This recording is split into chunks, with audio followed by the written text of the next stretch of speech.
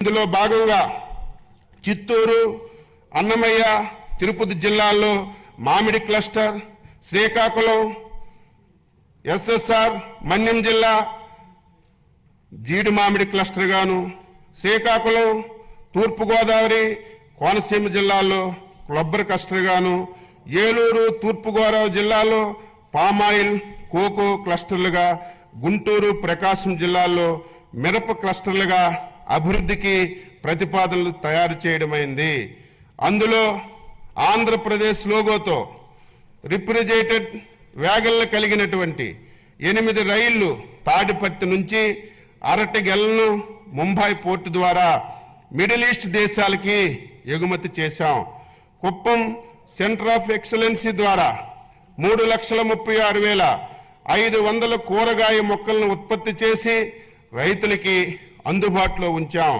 పల్నాడు జిల్లా నకిరికల్లు మండలం గుండ్లపల్లిలో 7.6 కోట్ల కూరగాయలు, సుగంధ ద్రవ్యాలను 2వ సెంటర్ ఆఫ్ ఎక్సలెన్సీ ఏర్పాటు చేశాం.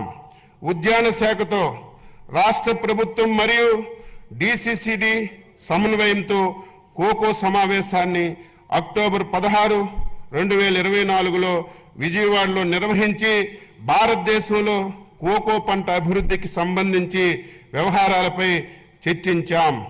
ఉద్యాన శాఖ డిజిటల్ గ్రీన్ సమన్వయంతో ఈ మిర్చా ప్రోగ్రాంను అమలు చేస్తుంది. ఈ పద్ధతిని టమోటా, పసుపు పంటలకు విస్తరిస్తున్నారు. ఈ యాప్లో ఫార్మర్ చాట్ చేయడం, పురుగుల మందుల అవశేషాలు విశ్లేషణలు, కాల్గుడితో మార్కెటింగ్ టైం ఆఫ్ కోసం నాణ్యత అంచనాలు పరికరాలు అందించబడ్డాయి.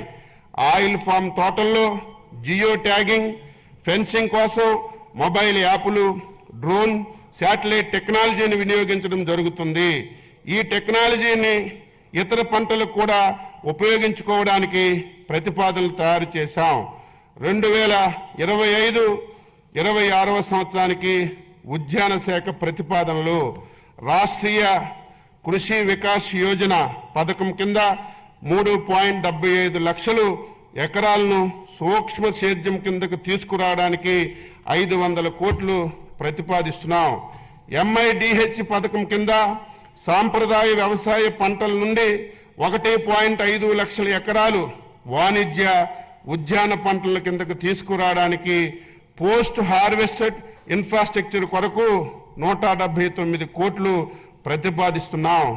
National mission of edible oils oil palm పథకం ద్వారా 78,800 ఎకరాల్లో పామాయిల్ తోట సాగుకు 179 కోట్లు ప్రతిపాదిస్తున్నాం. ఆగ్రో ఫారెస్ట్రీ కింద నాణ్యమైన మొక్కలు పెంచడానికి 15.06 కోట్లు ప్రతిపాదించాం. జాతీయ వెదురు మిషన్ పథకం ద్వారా వెదురు అభివృద్ధికి 2.50 కోట్లు ప్రతిపాదిస్తున్నాం.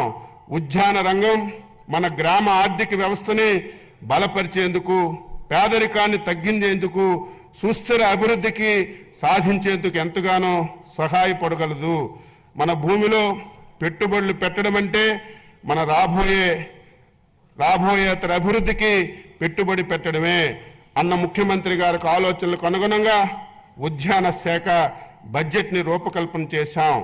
2025-26వ సంవత్సరానికి ఉద్యానవన శాఖకి 930.88 కోట్లు బడ్జెట్లో ప్రతిపాదించాం. పట్టు పరిశ్రమ శాఖ దేశంలో సాంప్రదాయ పట్టు పరిశ్రమను చేపట్టే కొన్ని రాష్ట్రాల్లో ఆంధ్రప్రదేశ్ ఒకటి.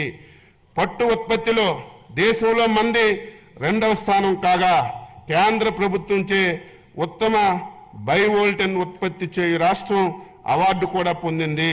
చిత్తూరు జిల్లా కుప్పం, శ్రీ సత్యసాయి జిల్లా హిందూపురంలో మరియు కాకినాడ జిల్లా సేబ్రోల్లో లీఫ్ టు క్లాత్ ప్రాజెక్టులు ప్రారంభించడానికి ప్రతిపాదనలు